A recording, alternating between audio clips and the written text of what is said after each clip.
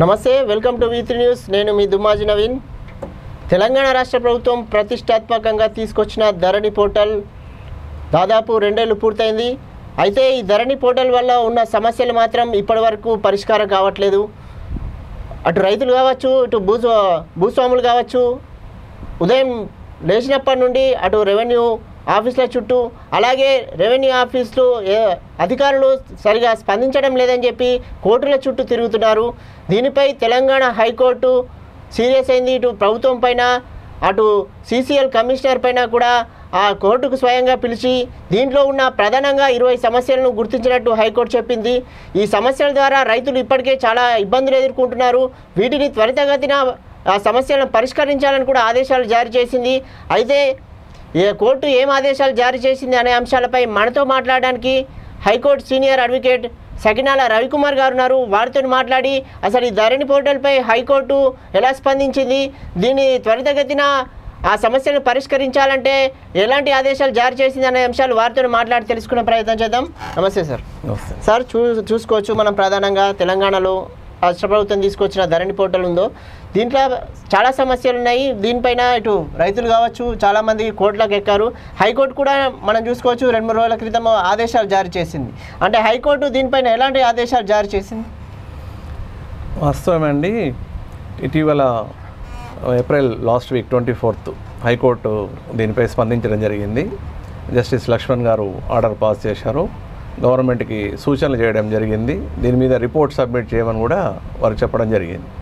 ముఖ్యంగా రెవెన్యూ వ్యవస్థ చాలా ఇబ్బందులతో కూడుకొని ఉన్నది. మనము స్వాతంత్రం వచ్చిన తర్వాత, కొత్త ప్రభుత్వాలు వచ్చిన తర్వాత పాత రెవెన్యూ సిస్టాన్నే కొంత ఫాలో అయినాం. కొత్తగా చట్టాలు అప్పుడు చేయలేదు. ఆ తర్వాత ఆ రెవెన్యూ వ్యవస్థలో కొన్ని మార్పులు తీసుకొచ్చారు కొన్ని ప్రభుత్వాలు. కానీ తెలంగాణ ప్రభుత్వం వచ్చిన తర్వాత ఆ రెవెన్యూ చట్టాన్ని పూర్తిగా రద్దు చేసి పాత చట్టాన్ని, కొత్త చట్టాన్ని 2020లో ఏర్పాటు చేయడం జరిగింది. ఆ కొత్త చట్ట ప్రకారంగా ఈ డాక్యుమెంటరీ పరంగా ఉన్న సర్టిఫికేట్లు, పాహానీలు, రిజిస్ట్రేషన్లు ఇవన్నీ బుక్స్ రూపంలో, ఏదో పుస్తక రూపంలో ఉన్నాయో, కాగితాల రూపంలో ఉన్నాయో, దానివల్ల తీసుకోవడంలో ఇబ్బంది అవుతుంది, ఆలస్యం జరుగుతుంది, దాంట్లో అవినీతి జరుగుతుంది అని గుర్తించి ఎలక్ట్రానిక్ సిస్టమ్ ద్వారా ఈ సిస్టాన్ని ఏర్పాటు చేయాలని చెప్పేసి కొత్త చట్టంలో ఏర్పాటు చేసి దానికి ధరణి అని నామకరణం చేశారు.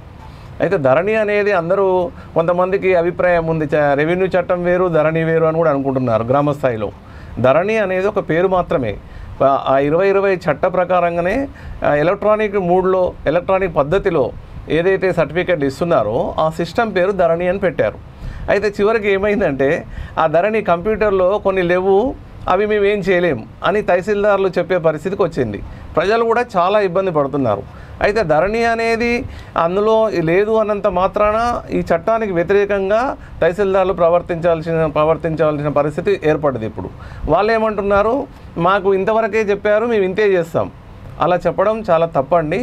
ఎవరైనా తహసీల్దార్ గారు ఎగ్జిక్యూటివ్ మెజిస్ట్రేట్, అతనికి ఇప్పుడు కొత్త చట్ట ప్రకారంగా రిజిస్ట్రేషన్ హక్కులు కూడా ఇవ్వడం జరిగింది. వారు సబ్ రిజిస్ట్రార్స్ అయినారు. రెండు పవర్స్ వచ్చాయి ఇప్పుడు వాళ్ళకి. అగ్రికల్చర్ ల్యాండ్ రిజిస్ట్రేషన్ వాళ్ళే చేస్తారు, రికార్డుల మెయింటెనెన్స్ కూడా వాళ్ళే చేయాలి, వాళ్ళ మీద బాధ్యత ఉంది. అయితే చాలా వరకు రాష్ట్రంలో దాని మీద అవగాహన లేక, చట్టం మీద, ధరణి మీద, ఎలక్ట్రానిక్ సిస్టమ్ మీద కూడా అవగాహన లేక చాలా ఇబ్బందులు ప్రజలు, రైతులు ఎదుర్కొంటున్నారు. కాబట్టి దీన్ని సరిచేయాల్సిన బాధ్యత మరి ప్రభుత్వం మీద ఉందని తప్పక చెప్పవలసి ఉంది. ఇప్పుడు ధరణి పోర్టల్ అనేది ముఖ్య ఉద్దేశం ఊళ్ళలో కావచ్చు, గ్రామాలలో కావచ్చు, రైతులు ఏదైతే రిజిస్ట్రేషన్ల విధానం ఉందో, ఒక కొన్నవారు, ఇప్పుడు నా నుంచి ఎదుటి వాళ్ళు కొన్న వాళ్ళ మధ్యవర్తులు లేకుండా పారదర్శకంగా ఉండాలనే ఉద్దేశంతో ఈ ధరణి పోర్టల్ తీసుకొచ్చారు.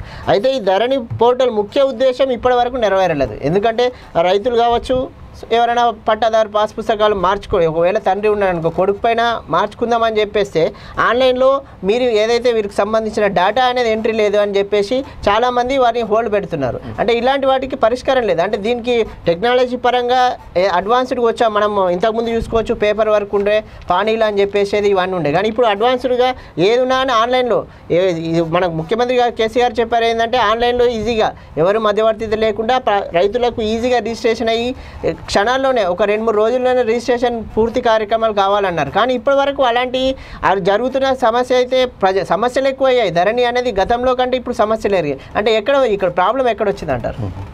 వాస్తవం అండి, ఇది ప్రాక్టికల్గా చాలా కష్టం. మనం మాట్లాడుకున్నంత ఈజీగా ఉండదు. ఈ వ్యవస్థ వెనుకటి నుంచి సిన్స్ మనము ఇండిపెండెన్స్ నుంచి మన దగ్గర భూములు, చట్టాలు, తర్వాత రికార్డులు, అవన్నీ పెద్ద వ్యవస్థ. ఇది ఒక్క రోజులోనే మన రిజల్ట్ ఎక్స్పెక్ట్ చేయలేం. It will take time.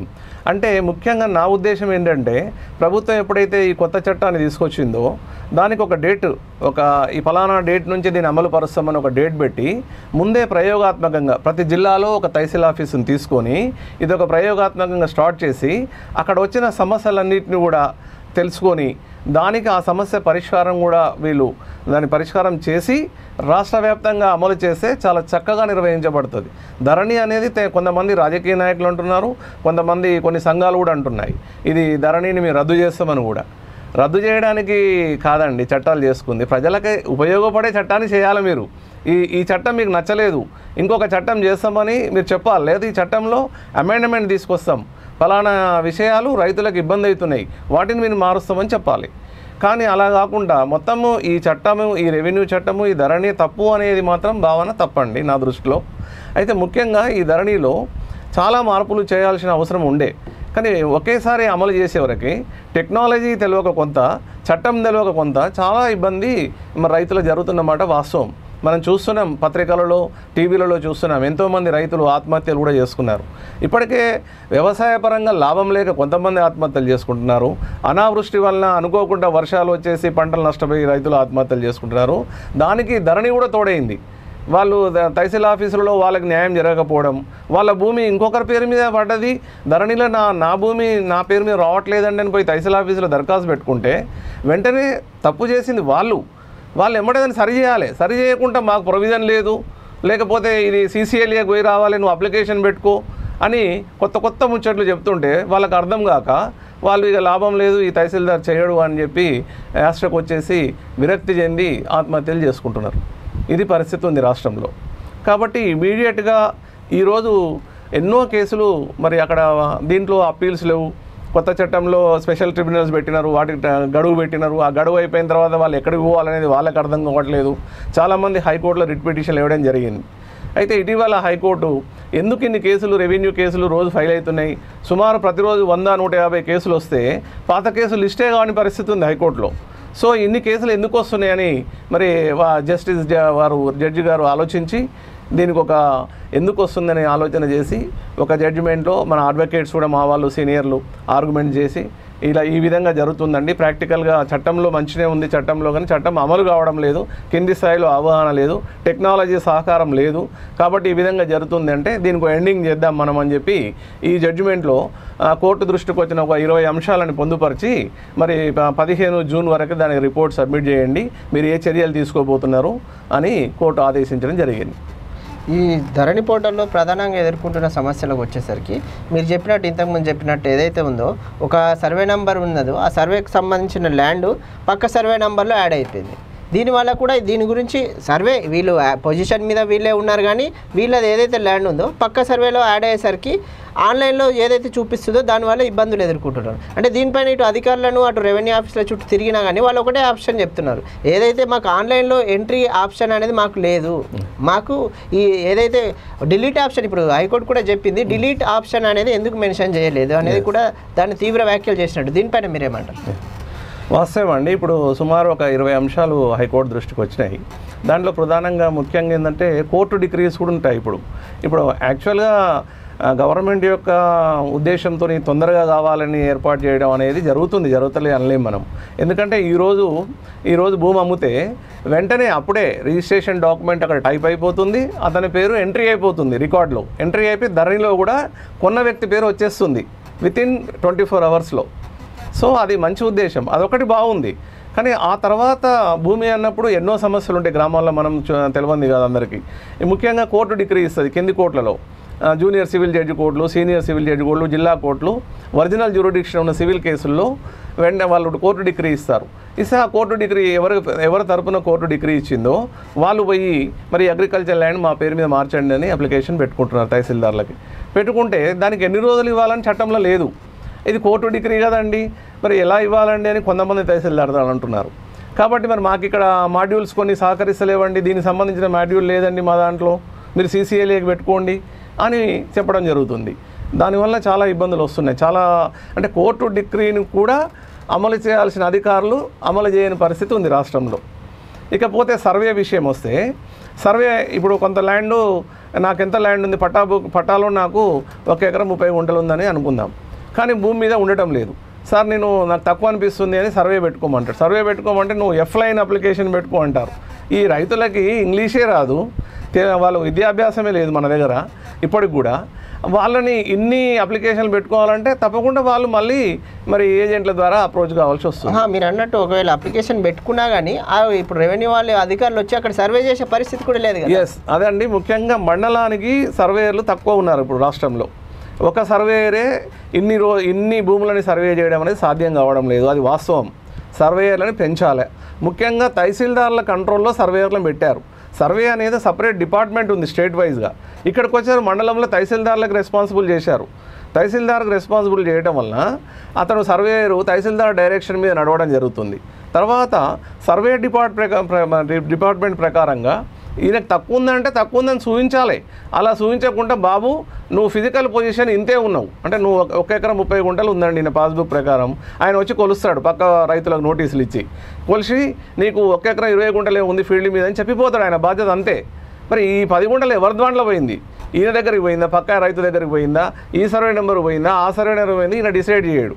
మరి ఎవరు చేయాలి అది అంటే మళ్ళీ ఆయన కోర్టుకు పోవాల్సిందే, అది పరిస్థితి ఉంది. సర్వే డిపార్ట్మెంట్ను కూడా మనం ఇప్పుడు సరి చేయాల్సిన అవసరం ఉంది. తప్పకుండా ఈయన రికార్డు ప్రకారం ల్యాండ్ లేకుంటే, ఒకవేళ ఎవరి దాంట్లో ఎక్సెస్ ఉంటే ఇగో పలానా దాంట్లో ఎక్సెస్ ఉంది అని ఆయన రిపోర్ట్ ఇవ్వాలి. ఆ విధంగా జరగడం లేదు.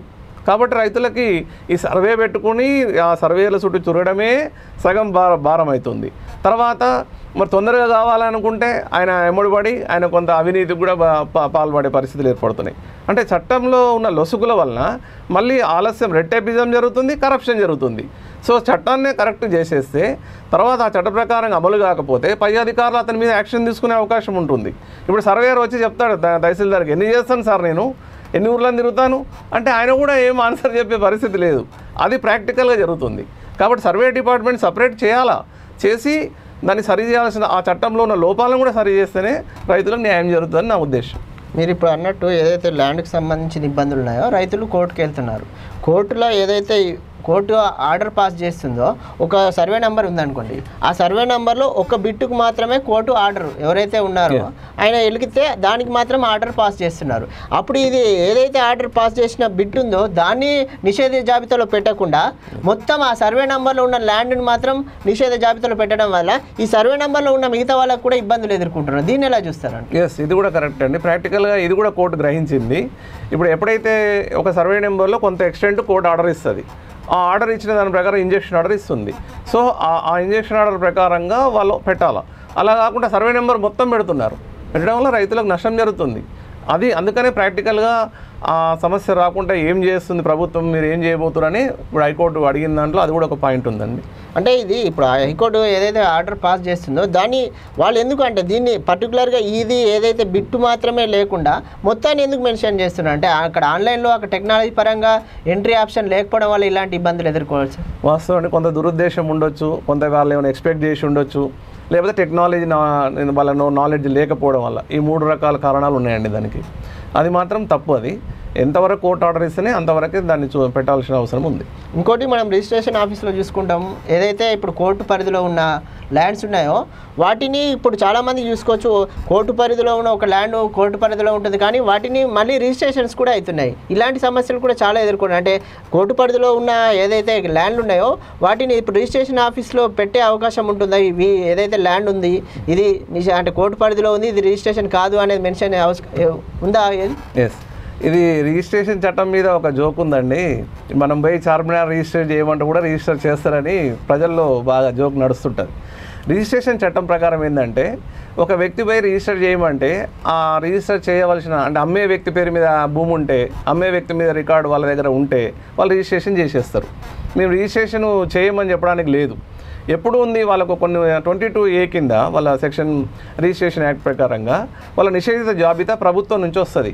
ఇది ప్రభుత్వ భూమి, ఇది అసైన్ ల్యాండ్, ఇది ఫారెస్ట్ ల్యాండ్, వీటిని మీరు రిజిస్టర్ చేయొద్దని ఒక రికార్డు ఉంటుంది ప్రతి రిజిస్ట్రేషన్ ఆఫీసులో. వీళ్ళు రిజిస్ట్రేషన్ పోగానే ఆ 3 చూసుకుంటారు, అందులో లేదు అంటే చేసేస్తారు వీళ్ళు. కాబట్టి ఈ విధంగా జరుగుతుంది.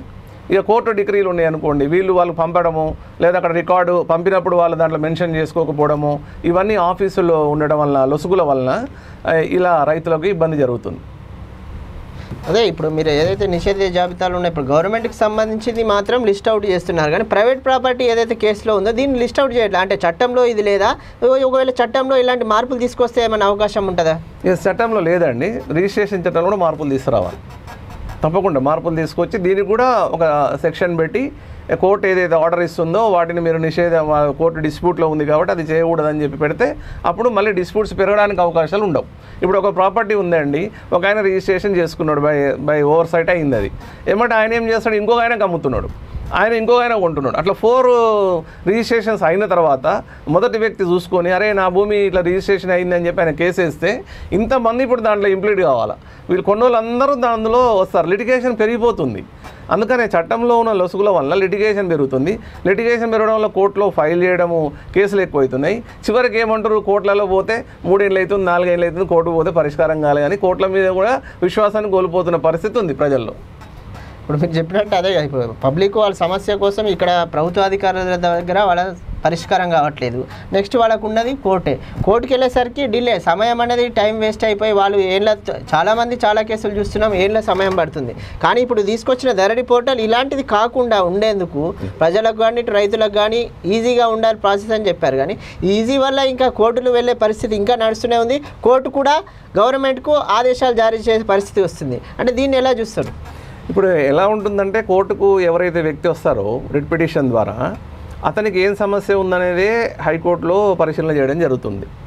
కాబట్టి ఏదైతే వ్యక్తి ఈ సమస్య మీద ఈయనకు అన్యాయం జరిగిందని వస్తే దానికి మళ్ళీ ప్రభుత్వం తరపున కౌంటర్ ఫైల్ చేస్తారు, అది ఆర్గ్యుమెంట్ అవుతుంది, ఎంత డిసైడ్ అవుతుంది. అక్కడ కూడా రిట్ పిటిషన్లు కింది కోర్టుల సివిల్ సూట్లు ఎట్లా వేస్తున్నారో ప్రతి ఒక్క ఇష్యూకి హైకోర్టులో రిట్ పిటిషన్లు ఫైల్ అవుతున్నాయి. అవి మళ్ళీ బెంచ్ కూడా రావడం లేదు. అక్కడ కూడా 2-3 సంవత్సరాలు పడుతుంది. ఒక వ్యక్తి చిన్న సమస్య మీద హైకోర్టుకు రిట్ పిటిషన్ ఫైల్ చేస్తే 2-3 ఇయర్స్ దాకా అది పరిష్కారం అయ్యే పరిస్థితి లేదు. కాబట్టి న్యాయం జరగటం లేదు దీనివల్ల.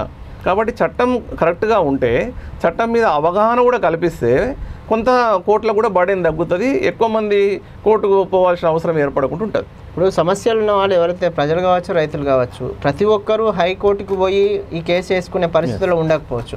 అలాంటి వాళ్ళు వారి సమస్యలపై ఇప్పుడు అధికారులు కానీ ప్రభుత్వం నుంచి సమస్య పరిష్కారం కానప్పుడు ఎక్కడికి వెళ్ళాలి? ఇప్పుడు చాలామంది పేదలు ఉంటారు, పేదలు వాళ్ళకి అవగాహన ఉండదు, హైకోర్టుకి ఎలా వెళ్ళాలి, మేము ఎలా అక్కడ పిటిషన్ వేయాలనే అవగాహన ఉండదు. ఇలాంటి వాళ్ళు ఏం చేస్తే వారికి సమస్యకు పరిష్కారం అవకాశం ఉంటుంది? అదే అండి, ఇప్పుడు కోర్టులకు పోవడం అనేది చాలా మరి డబ్బుతో కూడుకున్న సమస్యే. పేద రైతులు ఎకరము అరెకరం ఉన్న వాళ్ళు కోర్టుకే రావడం లేదు. అందుకని అక్కడక్కడ విసుగు చెంది ఆ పెద్ద మనుషుల చుట్టూ, సర్పంచుల చుట్టూ తిరిగి చివరికి ఆత్మహత్యలకు దారితీస్తుంది. అది చాలా బాధాకరం. ఇప్పుడు తెలంగాణ ప్రభుత్వం వచ్చిన తర్వాత రైతు ఆత్మహత్యలను కంట్రోల్ చేయాలనే ఉద్దేశంతో రైతు వాటి మీద ఎన్నో పథకాలను కూడా ఏర్పాటు చేయడం జరిగింది. కానీ ప్రాక్టికల్గా చాలా సమస్యల నుంచి ఒక్కొక్కటి మనము పరిష్కారం చేసుకొని ముందుకు పోతున్నాం. కానీ ఈ పరిస్థితుల్లో ఈ ధరణి అనేది మళ్ళీ ఇప్పుడు వాళ్ళకు ఒక భూతంలా కనిపిస్తుంది గ్రామాల్లో. అది పెద్ద ప్రచారం అయిపోయింది, ధరణి ధరణి ధరణి అని ఇట్లా మారుమవుతుంది గ్రామాల్లో. ఎవరు మాట్లాడుకున్నా ధరణి ధరణి అంటున్నారు. కారణం ఏంటంటే దానిలో ఈ టెక్నాలజీలో ఎక్స్పీరియన్స్ లేక కొన్ని మాడ్యూల్స్ కూడా వాళ్ళు ముందు జాగ్రత్తగా దాంట్లో పెట్టలేకపోవడం వల్ల ఈ సమస్య వచ్చింది. ఇప్పుడు ముఖ్యంగా ప్రజలు ఎదుర్కొంటున్న సమస్యల పైన ఇప్పుడు ఏదైతే ఉంది, ఒక ల్యాండ్ ఉందనుకోండి, ఆ ల్యాండ్ పక్క వీళ్ళు పొజిషన్ మీద ఉన్నా కానీ ఇప్పుడు ఆన్లైన్లో వచ్చేసరికి మిగతా వేరే వాళ్ళ పేరు మీద చూపిస్తుంది. ఇప్పుడు రైతు బంధు కావచ్చు, మిగతా అన్ని వాళ్ళకు వస్తుంది, పొజిషన్ మాత్రం వీళ్ళకు ఉంది. వీళ్ళు ఒకవేళ అధికారులను స్పందించినా కానీ వాళ్ళు ఏంటంటే రిజిస్ట్రేషన్ వాళ్ళ పేరు మీద ఉంది, వాళ్ళ ల్యాండ్ అని చెప్తున్నారు, కానీ వీళ్ళు పొజిషన్ మీద ఉన్నారు. ఇలాంటి వాళ్ళు ఏం చేయాల్సి వస్తుంది? ఇటువంటి వాళ్ళు తప్పకుండా కోర్టు పోవాల్సిందే అండి. రికార్డు ప్రకారంగా కోర్టుకు పోయి పరిష్కారం తీసుకోవాల్సిందే, దానికి ఆల్టర్నేట్ లేదు. అంటే వాళ్ళకంటే దీని ఎందుకు వస్తుంది సమస్య అంటే, మీకు ఇప్పుడు ఇండ్ల జాగాలు కొంటున్నాం, మనం ఫ్లాట్స్ కొంటున్నాం, పొడవు ఇంత వెడల్పు ఇంత అనే డాక్యుమెంట్ రిజిస్ట్రేషన్ హద్దులు అని ఉంటుంది, హద్దుల ప్రకారం ఇస్తారు. తర్వాత దానిక ఒక మ్యాప్ పెడతారు, 70 ఫీట్స్ ఇటు ఉంటుంది, 80 ఫీట్స్ అటు ఉంటుంది, అంతా ఉంటుంది. అదే అగ్రికల్చర్ ల్యాండ్కి వచ్చేవరకే అలా లేదు. అయితే గతంలో లేదని మరి పాస్బుక్స్ ఎప్పుడైతే ఇంట్రడ్యూస్ పట్టాదారు పాస్బుక్స్ యాక్ట్ వచ్చిందో అప్పుడు పాస్బుక్లలో వెనుక ఒక పేజీలో ఆ గ్రామ సర్వే ఏదైతే ఉంటుందో చూసి ఈయన 52వ సర్వే నెంబర్ ఈయనదైతే 53 ఇటు ఉంటుంది, 54 ఇటు ఉంటుంది, 55 అటు ఉంటుందో చిన్న మ్యాప్ పెట్టింది. దానివల్ల కూడా పరిష్కారం ఏం లభిస్తలేదు. సో ఇప్పుడు అగ్రికల్చర్ ల్యాండ్ కూడా పొడవు వెడల్పు అన్నీ కూడా మనము చేసి రిజిస్ట్రేషన్ డాక్యుమెంట్లో చూపిస్తే రేపు డిస్ప్యూట్స్ అనేవి తగ్గిపోతాయి. అలా చేయాలండి, చట్ట సవరణ చేయాల్సిన అవసరం ఉంది దాని విషయంలో. ఒక ముఖ్యమైన విషయం ఏంటంటే మన తెలంగాణ ప్రభుత్వము 2-3 సంవత్సరాల క్రితము డిజిటల్ సర్వే చేస్తామేమో అని చెప్పేసి అనడం జరిగింది. డిజిటల్ సర్వే అయితే కొన్ని సమస్యల పరిష్కారం లభిస్తుంది అని ఆశించాము, కానీ ఆచరణలో అది ఎందుకో ముందుకు పోలేదు. మరి అది ఉంటే చాలా వరకు కేసెస్ పరిష్కారం జరుగుతాయి. కోర్టు రాకముందే వాళ్ళకి పరిష్కారం లభిస్తుంది రైతులకు. ఇప్పుడు ఏదైతే రాష్ట్ర ప్రభుత్వం తీసుకొచ్చిన ధరలు కొత్త యాక్ట్ ఉందో 2020 ప్రకారం, అంటే అంతకుముందు ఉన్న యాక్ట్ ప్రకారం అప్పుడున్న పాత తహసీల్దార్లు కావచ్చు అలాంటి వాళ్ళు ఇచ్చిన ఆదేశాలు ఉన్నాయో దీంట్లో ఈ కొత్త ట్రిబ్యునల్లో అప్పీల్ చేసుకోవడానికి మన అవకాశం ఉంటుందా? అదేనండి, కొత్త చట్టంలో రెవెన్యూ కోర్ట్స్ రద్దు చేయడం జరిగింది. ఇంతకుముందుకు ఆర్డీఓ ఎంఆర్ఓ దగ్గర ఏమైనా తప్పు జరిగితే ఆర్డీఓకి అప్పీల్ ఉండేది, ఆ తర్వాత జాయింట్ కలెక్టర్ దగ్గర అప్పీల్ ఉండేది. ఆ 2 స్థాయిలు దాటిన తర్వాతనే హైకోర్టుకు రిట్ పిటిషన్ ద్వారా వచ్చేది. ఇప్పుడు ఈ కొత్త చట్టంలో రెవెన్యూ కోర్ట్స్ రద్దు చేయడం జరిగింది. అయితే అందుకని ఇప్పుడు డైరెక్ట్ ఒకవేళ ఏదైనా తప్పు జరిగితే ఎంఆర్ఓ దగ్గర ఆర్డీఓ దగ్గర రిట్స్ డైరెక్ట్ హైకోర్టుకి రావడం జరుగుతుంది. అది చాలా డబ్బుతో కూడుకున్న పని, రైతులకు కూడా చాలా ఇబ్బంది ఏర్పడుతుంది ఆ విషయంలో. కాబట్టి కొత్తగా నా ఉద్దేశంలో ఒక స్టేట్ వైజ్గా రెవెన్యూ ట్రిబ్యునల్ ఏర్పాటు చేయాలి, వీటి మీద అపెలేట్ అథారిటీ పెట్టాలి. ఇప్పుడు మనము పంచాయతీరాజ్ తీసుకున్నాం, సర్పంచ్లది ఏదైతే కలెక్టర్లు మరి ఇట్లా తొలగిస్తే వాళ్ళు వెంబటే రెవెన్యూ ట్రిబ్యునల్కి వస్తున్నారు, అక్కడ వాళ్ళ తొందరగా పరిష్కారం లభిస్తుంది. అట్లే ల్యాండ్ అక్విజిషన్ యాక్ట్లో కూడా రెవెన్యూ ట్రిబ్యునల్ పెట్టారు, కోర్టుకు పోకుండా. కాంపెన్సేషన్ నీకు సరి అయిన కాంపెన్సేషన్ రాలేదంటే వెంటనే నువ్వు వచ్చేసి ట్రిబ్యునల్ అప్లై చేసుకుంటాం, ట్రిబ్యునల్ వాళ్ళు విచారణ జరిపించేసి దానికి ఇమీడియట్గా పరిష్కారం లభిస్తుంది. అట్లనే రెవెన్యూ ట్రిబ్యునల్ కూడా స్టేట్ వైజ్గా పెట్టి రిటైర్డ్ డిస్ట్రిక్ట్ జడ్జిలని లేదా రిటైర్డ్ ఐఏఎస్ ఆఫీసర్లని లేకపోతే సీనియర్ న్యాయవాదులని ఎవరైనా ఇంట్రెస్ట్ ఉంటే 20 ఏళ్ళు స్టాండింగ్ ఉన్న వాళ్ళని అట్లా వాళ్ళని సభ్యులుగా వేసి రెవెన్యూ ట్రిబ్యునల్ ఏర్పాటు చేస్తే తప్పకుండా ఈ సమస్యలన్నిటికీ పరిష్కారం లభిస్తుంది, రైతులకు కూడా ఇమీడియట్గా రిలీఫ్ వస్తుంది. అక్కడ సపరేట్గా ఆ రెవెన్యూ ట్రిబ్యునల్ అనేది ఈ రైతు భూమి సమస్యలకు సంబంధించి ఉంటుంది కాబట్టి అక్కడ త్వరగా న్యాయం జరిగే అవకాశం ఉంటుంది. సంవత్సరంలో 6 నెలల్లో కూడా వాళ్ళు డెసిషన్స్ ఇచ్చే అవకాశం ఉంటుందండి. కాబట్టి ప్రభుత్వము తప్పకుండా ఈ విషయంలో ఆలోచించాలి. స్టేట్ వైజ్గా రెవెన్యూ ట్రిబ్యునల్ పెట్టి అపెలేట్ అథారిటీ వాళ్ళకి ఇస్తే బాగుంటుంది, చాలా సమస్యకు పరిష్కారం లభిస్తుంది. ఆ విధంగా చేస్తే కోర్టులో కూడా భారం తగ్గుతుంది. ఇంకోటి కోర్టు డిగ్రీలో కూడా సరైన స్పష్టత లేదని చెప్పి కూడా హైకోర్టు అన్నది. అంటే ఈ కోర్టు డిగ్రీ అంటే ఏంది అసలు? కోర్టు డిగ్రీ అంటే అండి జడ్జిమెంట్. అంటే ఒక వ్యక్తి ఈ భూమి నాది అని కోర్టులో కేసు వేస్తాడు, ఎవరైతే ఆ భూమి మీద ఉన్నారో లేదా ఆయనతో డిస్ప్యూట్ చేస్తున్న ఆయన వ్యక్తి ఉంటారు డిఫెండెంట్, ఇతన్ని ప్లెయింటిఫ్ అంటారు, కోర్టుకు పోయిన అతన్ని, అతనితో డిస్ప్యూట్ ఉన్న అతన్ని డిఫెండెంట్ అంటారు, రెస్పాండెంట్ డిఫెండెంట్ అంటారు. సో వీళ్ళిద్దరి మధ్యన కేసు విచారణ జరుగుతుంది. వీళ్ళు ప్లెయింట్ ఇస్తారు, వాళ్ళు కౌంటర్ వేస్తారు, WS వేస్తారు, రిటర్న్ స్టేట్మెంట్ వేస్తారు, ఇద్దరి మధ్యన విచారణ జరుగుతుంది, సాక్షుల విచారణ జరుగుతుంది. విచారణ తర్వాత ఆర్గ్యుమెంట్ కూడా జరుగుతుంది. ఆర్గ్యుమెంట్ తర్వాత జడ్జి గారు ఎవిడెన్స్లో వచ్చిన అన్నిటిని తీసుకొని డాక్యుమెంట్లను బేస్ చూస్తారు, ఓరల్ ఎవిడెన్స్ని చూస్తారు, చూసి ఒక జడ్జిమెంట్ ఇస్తారు. ఆ జడ్జిమెంట్నే డిగ్రీ అంటారు. ఆ డిగ్రీకి పవర్ ఉంటుంది. పవర్ అంటే ఎవరి సైడు ఈ భూమి ఉన్నది, ఎవరు దీని ఓనరు అని ఆ కోర్టు డిగ్రీ అమలు చేయాల్సిన బాధ్యత రెవెన్యూ వాళ్ళకు ఉంది, పోలీసు వారికి ఉంది. పోలీసు వారు అంటారు నా కోర్టు డిగ్రీ ఉంది, నాకు న్యాయం చేయండి పోయింది అని అంటే పోలీసు వారు ఏమంటారని మాకు డైరెక్షన్ లేదయ్యా దీంట్లో, ఇది మాకు సంబంధం లేదని ఎన్నో పోలీస్ స్టేషన్లలో SHOలు అని తిప్పి పంపిస్తున్నారు వాళ్ళని. యాక్చువల్గా కోర్టు డిగ్రీని అమలు చేయాల్సిన బాధ్యత అందరి మీద ఉంది, అధికారుల మీద, రెవెన్యూ అధికారుల మీద ఉంది, పోలీస్ అధికారుల మీద ఉంది. కానీ అది ఆచరణలో అమలు కావడం లేదు. అమలు కాకపోవడం వలన మళ్ళీ సివిల్ ప్రొసీజర్ కోడ్లో ఉన్న EPL ఎగ్జిక్యూషన్ పిటిషన్లు వేసుకోవాలి. అంటే ఈయన కోర్టు చుట్టూ 3 ఏళ్ళు తిరుగుతాడు, డిగ్రీ అవుతుందికి తర్వాత అపెలేట్ కోర్టుకు పోతారు, అపెలేట్ కోర్టు తర్వాత అయిపోయిన తర్వాత ఎగ్జిక్యూషన్ పిటిషన్, అంటే it will take 15 to 20 years, 15-20 సంవత్సరాలు వీళ్ళు న్యాయం పొందాలంటే జరుగుతుంది.